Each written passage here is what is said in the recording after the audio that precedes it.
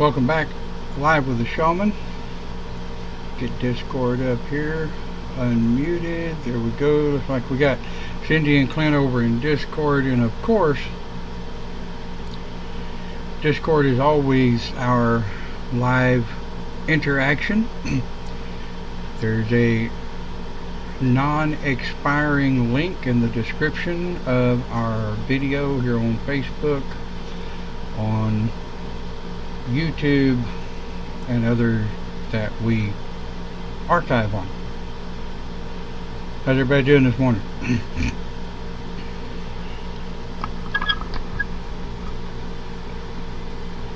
I think everybody. I'm doing good.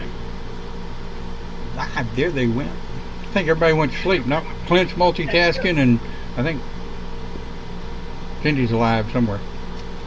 Yep, I'm here. Bit of a reminder. This is an adult.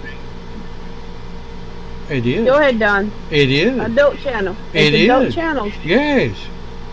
It is. It's an adult channel. While we're all being overaged kids. Beep. Hey, we're Shaman. What can I say? I digress from. I like digressing. I like digression. I like regression. I just like Gresham. True. Okay, what are we talking about today? We're talking about the key of light. Now we got this little series going where we're talking about the books that that I like to recommend for people to read. My students are required to read them when they come aboard. And of course, these books, when they typically tend to look at the titles on them, they're like, oh, what the fuck? What does this have to do with shamanism? Well, a bit of everything. Okay, so let's think about it. The first book we covered last week was Flying Without a Broom. Well, that's kind of obvious. That can help you traverse the astral, get around in the astral and what have you. Now, the other book that I'm going to kind of go over, just kind of quick. We may be here 30 minutes or so, if that, unless there's a big discussion ensues. We're not going to go through the pages or the discussions, the descriptions. We're just simply going to, this is what they are, and this is why I recommend that you read them. Do we have the PDF posted? No, I can't post them. If you want them, you can PM me with your email address, and I will share them with you with my Google Drive.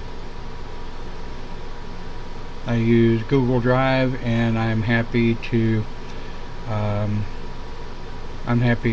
share them with you, but I don't want to get done for copyright infringement. And a bit of a reminder, if you're posting in the chat, please post as yourself, not as Live with a Shaman. Ha ha ha. Oops. Anyway, oops, she said. So our next series of books, of course, they're done by Nora Roberts, an absolutely phenomenal lady. Really does some good. She's a really good author. Really comes up with some interesting reading, and she came out with this series in the mid to late 90s that I stumbled onto in 98 or 99, I think. Got them on audio, and I'll tell you how long it was. These were on cassette tapes, and I listened to them, and I was absolutely blown away at the assistance that these books gave me in finding myself as a shaman. Now, we just did a broadcast this morning in Open Pagan Church of finding self, what is self, and all about that. So if you want to listen to that, you can hashtag Open Pagan Church and look at today's broadcast. Today's October 13th, 2019, for anybody that cares. But the Key of Light trilogy, there's 3 books. There's Key of Light, Key of Knowledge, and Key of Valor. Now I'm going to kind of talk a little bit about each one of these and what they have to do with shamanism and why I recommend we read them. So we're going to flip over to the left monitor here. I hope that's big enough where everybody can see it. Move that down just a little bit. Okay. So here we are, the Key of Light series. Right here, Key of Light. Now, of course, that's the name of the first book. Right. What the Key of Light does for you is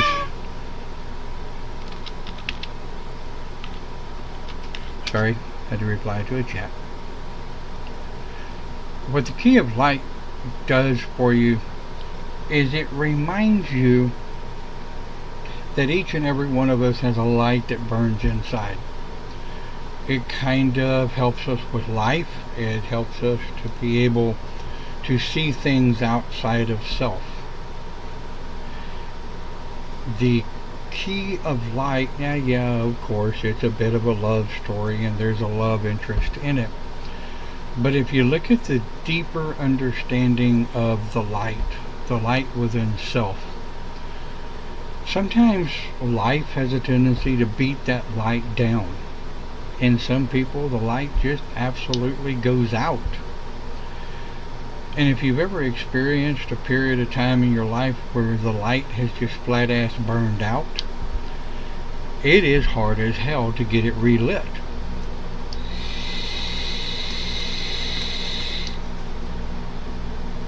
So you find yourself lost in the story. You find yourself lost in the story of the light.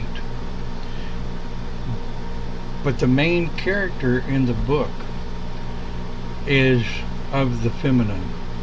She is, of course, female. Her light has been beat down, burned out, put out, and of course, as pagan, we are a matriarchal society. When representations of the goddess are damaged, we want to help where we can, especially those of us of the masculine. Now, masculine and feminine doesn't always mean male or female. You can, we as men, we have a feminine side if we embrace it. As females have a masculine side if they embrace it. And I'm not talking about queens, and I'm not talking about butches, and I'm not talking about femmes. I'm talking about at the core, at the spirit, at the light. What is the light? Well, it's the light you would have if you lit a freaking candle. In case you don't understand what the hell the light is. Right. Carrying on, so the key of light is finding that key for yourself. And when you're talking about what this has to do with the 5 human elements, well, the 5 human elements, of course, is spirit, physical, emotional, psychological, and sexual. Well, each one of these books has a little bit of the 5th element in it. But each one of these books also pertains a lot to the 1st element. Now, the 1st book helps you deal with the 1st element, which is spirit, and the 2nd element, which is your physical self.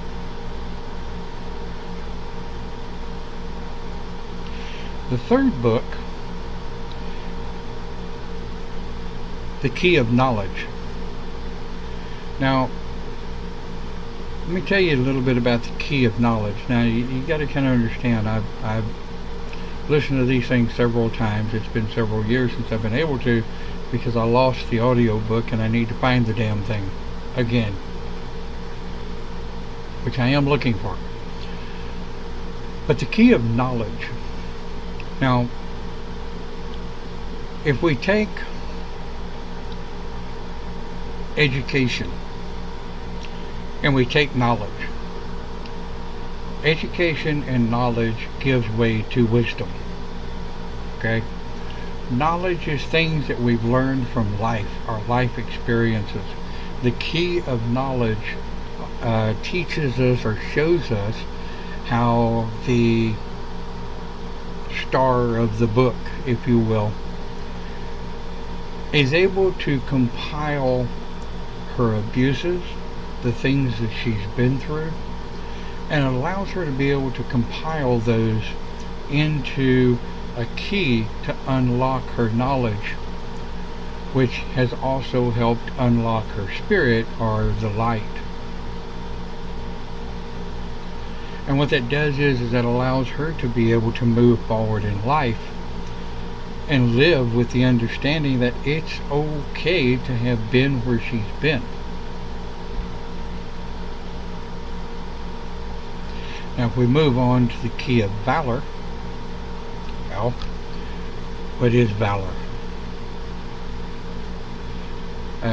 Cindy, if you're there, would you Google the actual definition of valor, V-A-L-O-R, if you would, please, and Okay. read that definition to me, or everybody else.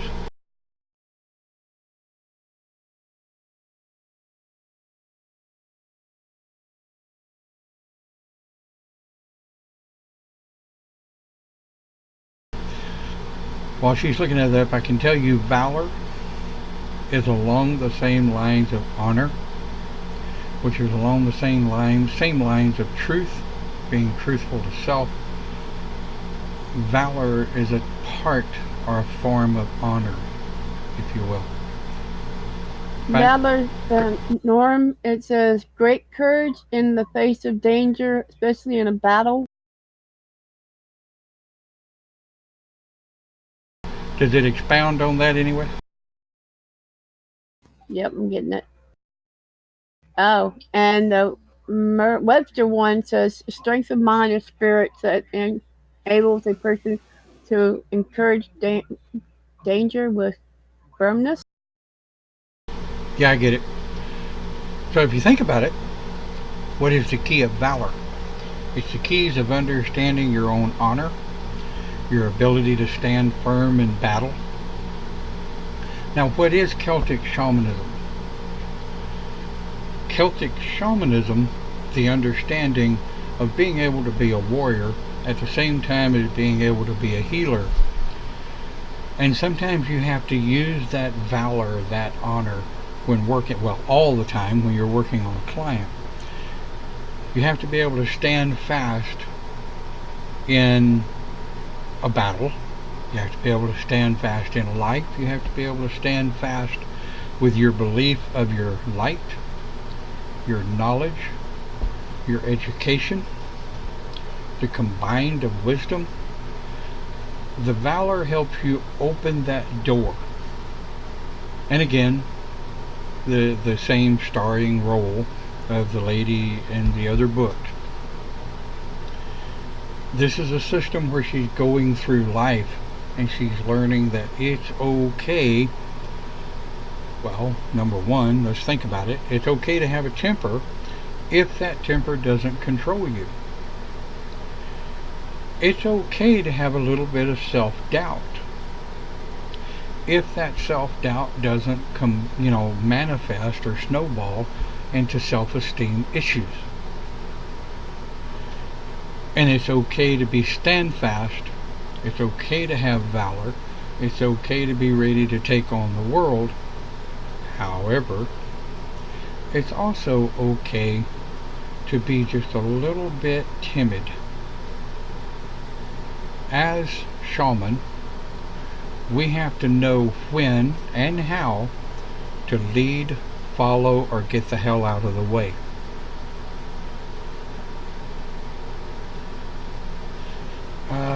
Cindy Post says the somewhat old-fashioned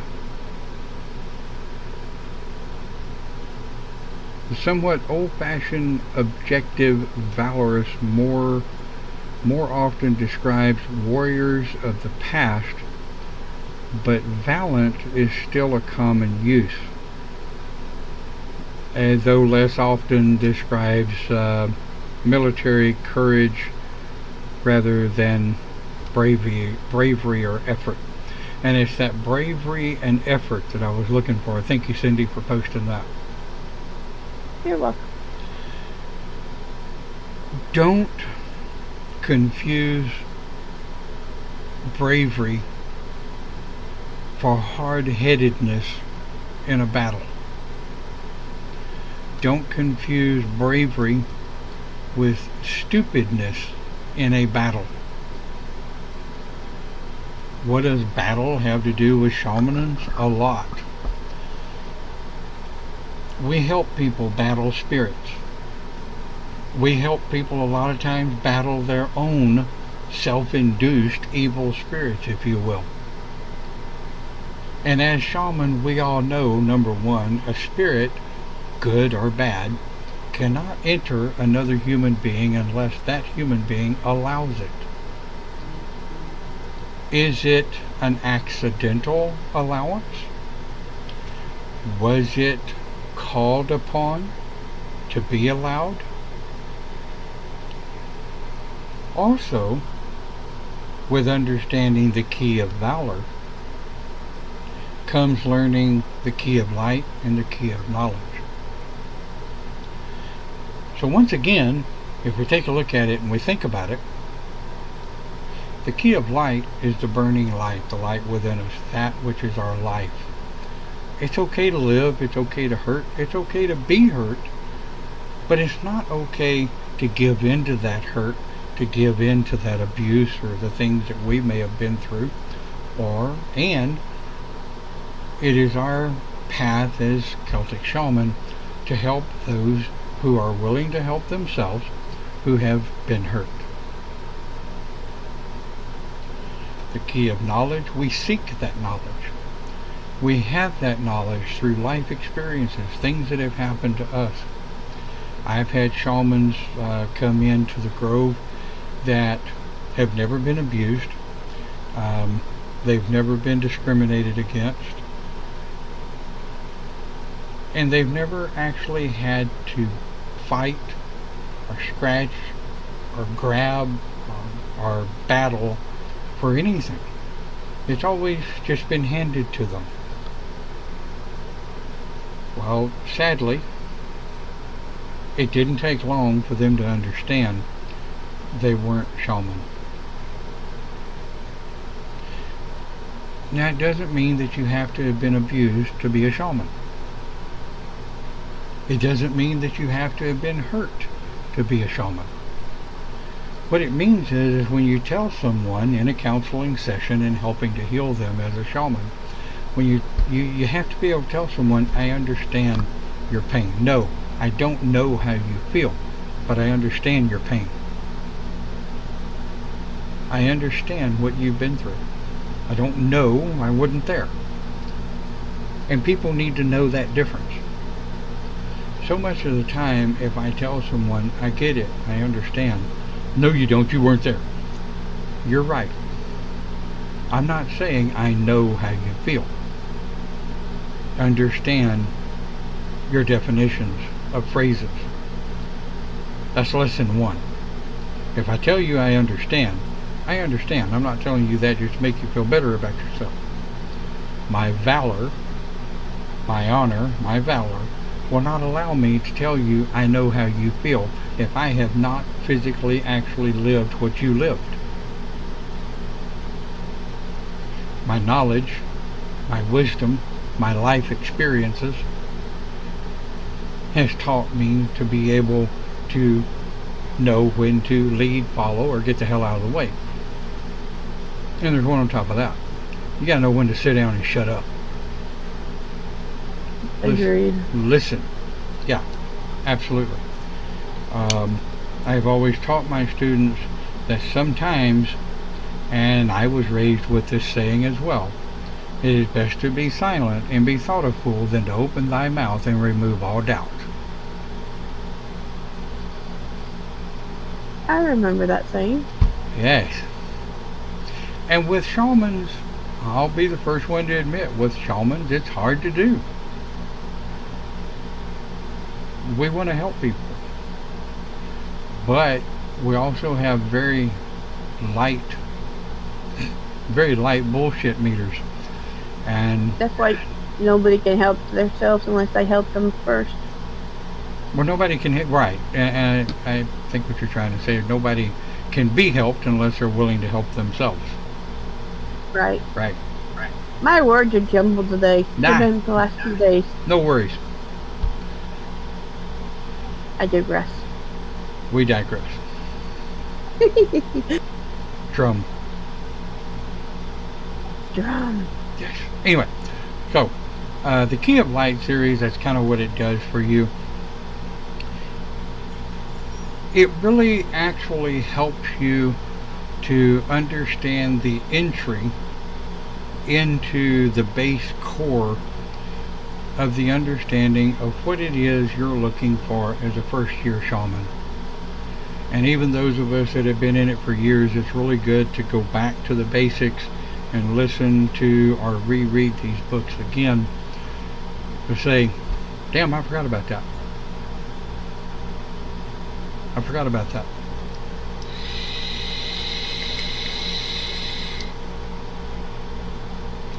Um, and like I said, it's probably going to be a short day. Cindy or Clint, have y'all had a chance to read these books? If so, what are y'all's thoughts on them? I've read the first one, but I lost it. Moving and everything. The first one, it will, as I'm going to say, suck you into the book and you don't want to put it down, to me. But yeah, it gives some learned lessons in there. Yeah, I mean, they will suck you in.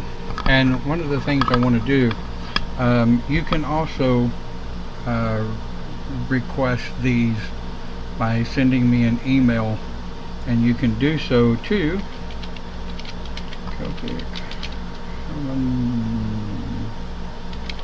Well, the thing is, I have all three. I've read all three.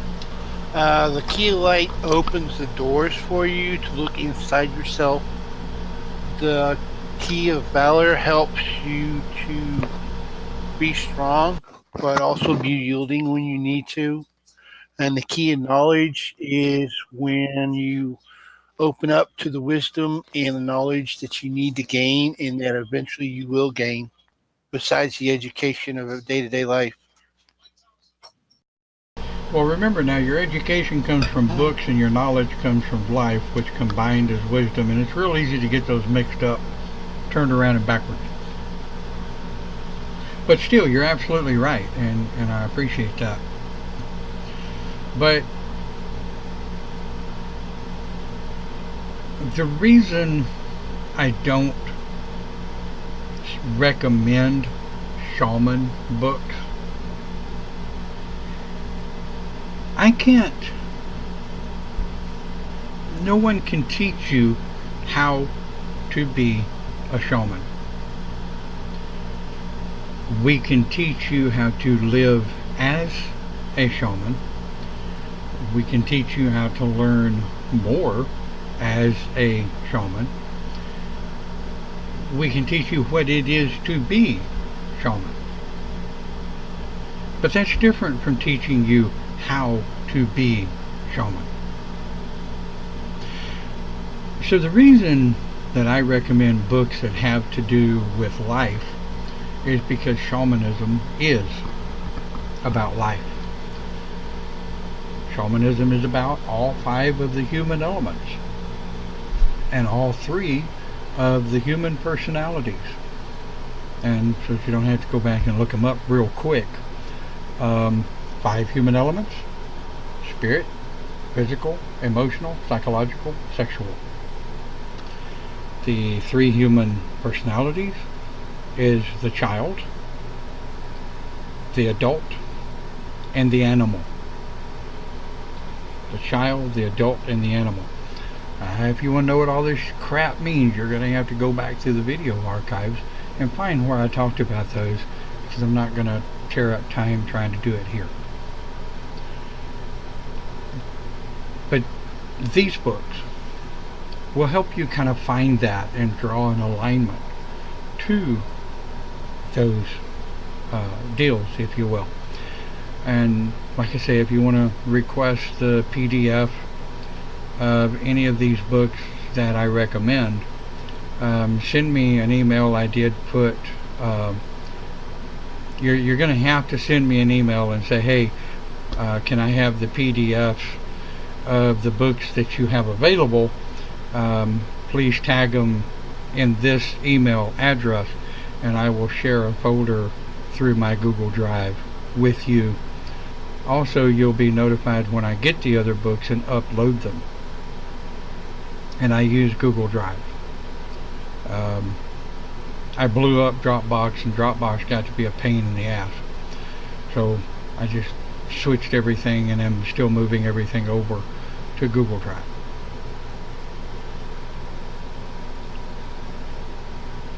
So here we are. I can tell you next week we're going to be going over, and I will find the book covers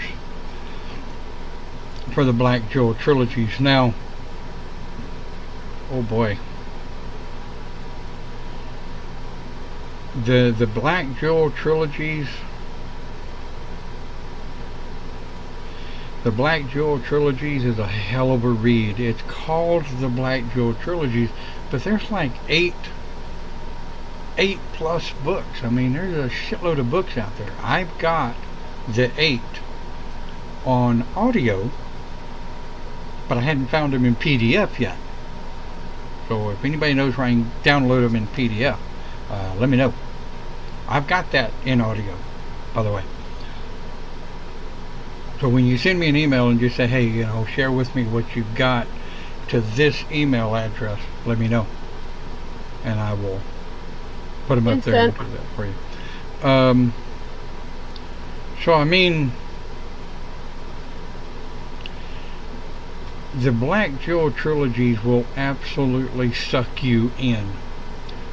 And just, I don't want to blow up next week's conversation, but just understand this. The Black Jewel trilogies teaches you about the web, teaches you about traversing the webs of life. It talks to you about the crystal chalice and how easy it is to break. The crystal chalice is, of course, the self. It talks to you about what it is to be human, what it is to be spirit.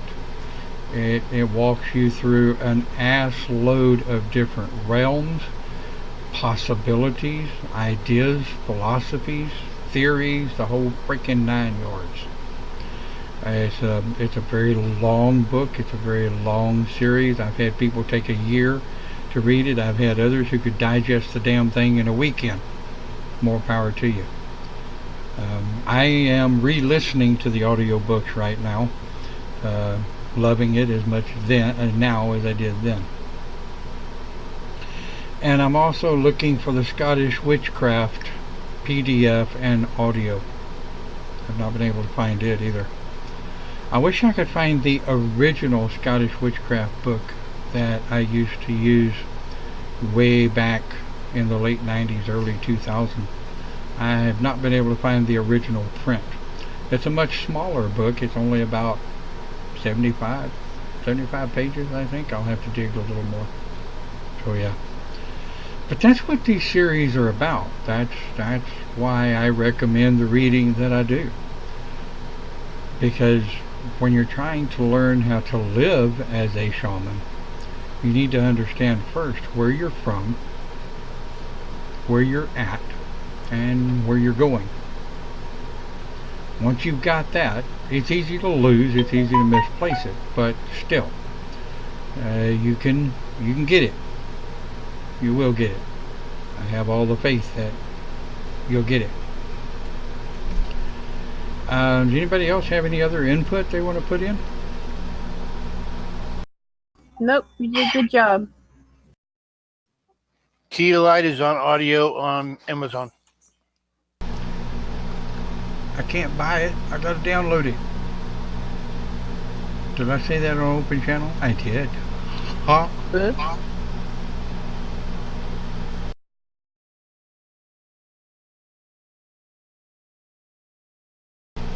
But anyway, um, see what we can do to find those.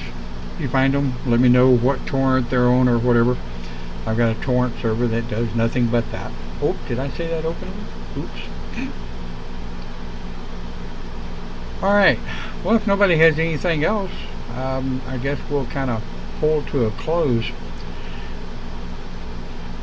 But if you haven't noticed, when you're reading books and you're studying shamanism and you're studying your path and your craft, you're studying assignments your teacher has given you, just because they give you an assignment that is not titled shaman doesn't mean they're not making a point or something they, as your teacher, sees that you need to learn. Shamanism, number one, is open-minded. Yeah, shamanism is open-minded. So you have to be open to not only yourself, but others' line of thought. So I guess we'll see you next week here on Live with a Shaman. Thanks again for watching. Have a great day and have a great week, and we'll see you next time right here.